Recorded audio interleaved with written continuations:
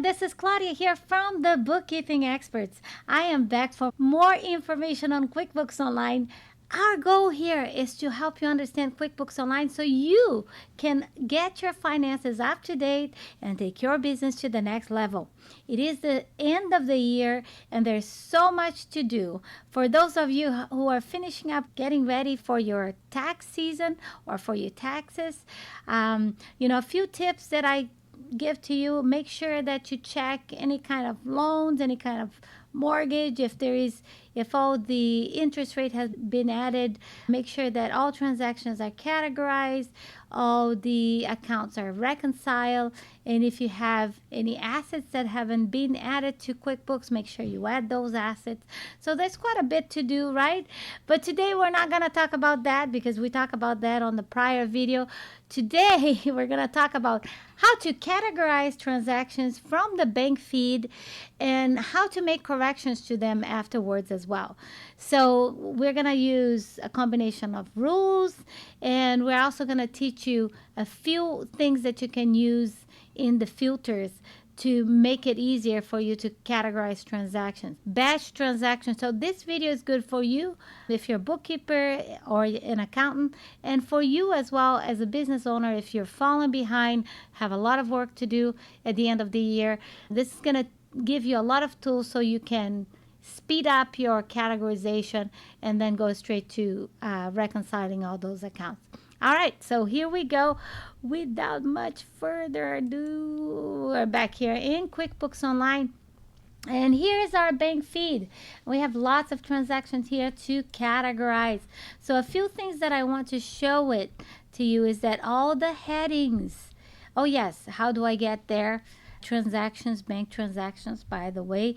And if you see a little button that only shows one, you got to X out of here so you can see everything at the same time. All right, so as you are looking into the bank feed, there's all kinds of filters that you can use so you can make your life easier. So see all the headings, date, you can click on this. It's gonna filter by date. If you want to start with the oldest from the newest, it also filters by description. This way, if you see a lot of transactions with the same, like AGM tools, for instance, you can select multiple transactions and then add it. And it's an expense. You can select the vendor, AGM tools. Okay, and then you can put here supplies instead of cost of goods sold and apply and accept, right? Yeah, by description. You can do it by payee if it shows in here. You can do it by match. Match is it's whatever QuickBooks is given to you. However, I would be very careful because if you go by whatever QuickBooks is given to you as a categorization, there could be a lot of errors in here. So you want to take a second look on that. You can do it by amount. So if you're looking for a specifically amount that you spent, you can click here, or received. You can click on receive, and it's gonna filter by the highest to the lowest or the lowest to the highest, right? All right, so those are all filters, okay? But I want to talk to you about more than that. One thing that I recommend to you, if you're working on a whole year of categorization, I recommend that you use the date filter and do it by date. Okay, so by month. So let's suppose that and take a look, it's 2023 because this is just a simple account, so it's really outdated here. So I'm just gonna do like February 1st. So I can put the filter here and I'm gonna look at only February transactions. And then I can do it by date, or I can do it by amount, or I can just reset it by date here. So when I click a date, it's going to reset it from the beginning of the month to the end of the month. And then I can go over all the transactions, right? If I see that I have a lot of transactions of the same vendor, let's say Amazon, for instance, I can actually use this filter box right over here and be able to find all the transactions under the same name. And in this case, I would reset the date, and I'm just gonna look at by vendor. None here, but let's see.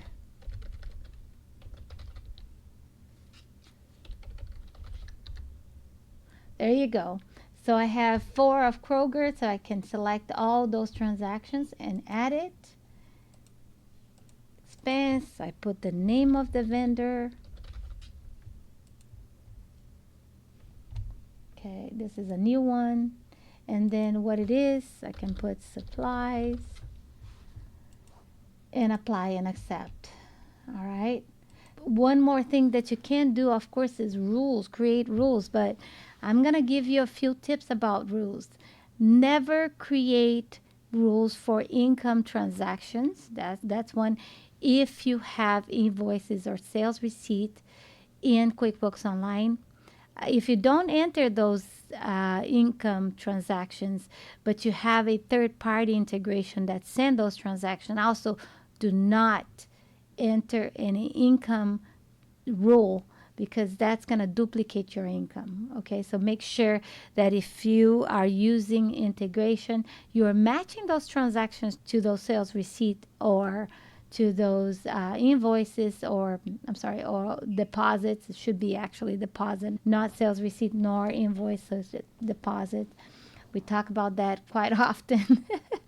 And if you have bills.com or any other kind of integration, Amazon expenses, and you're entering those transactions into QuickBooks, make sure that you also match those transactions. Do not create rules for those, because if you do create rules for those, what's going to happen? You're going to duplicate your expense as well.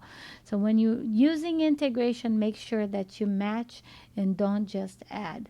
Okay, but let's suppose you don't have any expense transaction coming out automatically, and you want to set up rules. Let's go ahead and choose one of the transactions here. We're going to go with Lowe's. If you are a construction company or subcontractor, and let's suppose that Lowe's is always cost of goods sold because it's directly associated with a service, you can put cost of goods sold here. Oh, I'm sorry. And you can add one by one, or you can create a rule. So you put it over here and you click on create a rule on the bottom, and then I'm gonna put the name of the rule as Lowe's, and no special character here, by the way, because it doesn't accept special character. And here it's gonna be money out. You can do money in if it is income, and then here you can select the accounts. If you want to select all bank accounts, you want to click on the top to select all bank accounts. And here you want to make sure you put whatever categorization it is, the type of categorization, if it is expense or cost or income or transfer, right? This one is an expense, and the category is cost of goods sold. The payee is very important. Put your payee, guys. I can't emphasize enough. Put your payees when you categorize transactions, because if you're ever audited, you'll be able to just go to your vendors, click on the name of the vendor, and see all the transactions for that vendor. So it makes it a lot easier. Even if you're not, listen, even if you're never ever audited, which is hopefully the case, you want to keep track of your vendors and how much you're spending on each vendor. And you also want accurate information. Put your pays in here, guys. Oh, by the way, tags here, tags going to be gone, so don't use tags. Make sure you see my video before that talks about the alternative, okay? And here on this, you can do an auto add, or you can turn it off, where you're going to see the transaction categorized but not added, and then you can add it afterwards. I like the auto add if I know 100% that all transactions from this vendor is always going to be the same thing. If not, I would not recommend to do an auto add. especially for things like Amazon, where it can be supplies, it could be cost of goods sold, it could be whatever that you're buying on Amazon. So you don't want to do an auto ad for things like that. So you want to do just, you can categorize, but just no, don't do an auto ad. And then if it is incorrect, you can always change before you accept those transactions. So as I save it here, all transactions for Kruger is going to be, or for that vendor, is going to be automatically categorized. So you're never even going to see it. Same thing with Home Depot. We can do right from here, create a rule. And if you have a receipt you want to attach, you can attach right here. But one thing about creating a rule is that if you have a receipt, you're not going to be able to automatically add here on the bank feed, because it will automatically be accepted. You can still add it, but not from here. Okay, so create rule here. We're going to do Home Depot, and I'm assuming, oh, okay, Home Depot. I'm going to do money out as well. We're going to do all account. And if it contains Home Depot, it's going to be accepted. You can test the rule, by the way. Okay, there's 4 transactions with this. The payee, I want to make sure I put my payee here. Oh, and once again, Home Depot. If I don't have Home Depot, I can add it quickly over here. And save. Always put your payee. No tags, because it's going away. And I'm going to do an auto ad, because I know 100% that every time I buy something at Home Depot, it's going to be supplies, okay? But this is not, this is supplies expense and not cost of goods sold, because the difference between supplies expense and supplies cost of goods sold is that cost of goods sold is when it's directly associated with the cost of providing the services, versus you are buying supplies that will be applied for all clients. Let me give you an example here. Supplies as an expense would be something like buying nails for the construction of a home. Okay, now cost of goods sold would be maybe buying an AC for a building a home that it's in your project that you're working on.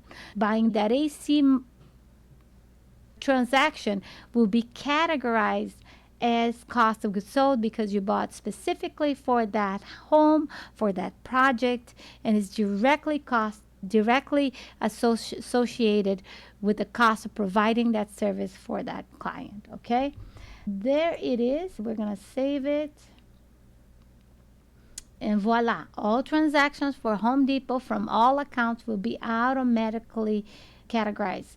One more tip here: never create rules for Zelle, guys, because you may, or for checks. What happens is that when you create rules for check, QuickBooks cannot read checks, by the way. So every transaction will be categorized as the same thing.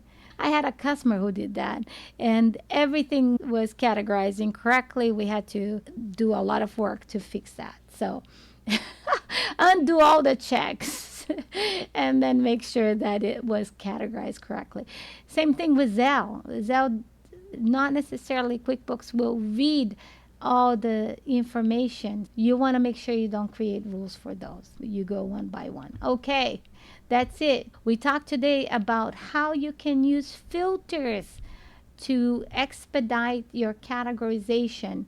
Also use your dates, so you can narrow down transactions by date, and using the search box to look for specific vendors or for maybe amounts. If you're looking for a transaction that costs, for instance, $2,500, you can put here and it will search for that specific amount. You can search it for review and also on categorize. So if you're looking for a specific transaction or vendor here, let's suppose you categorize all your transactions, but you're looking for things that might have been miscategorized, that should have gone to a liability account but it didn't. You can go ahead and type here.